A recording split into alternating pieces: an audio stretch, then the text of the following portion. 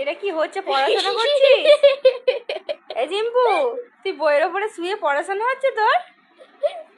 হ্যাঁ, তুই দাদাকে পড়তে দিবি না? কি রে, এটা বই তো।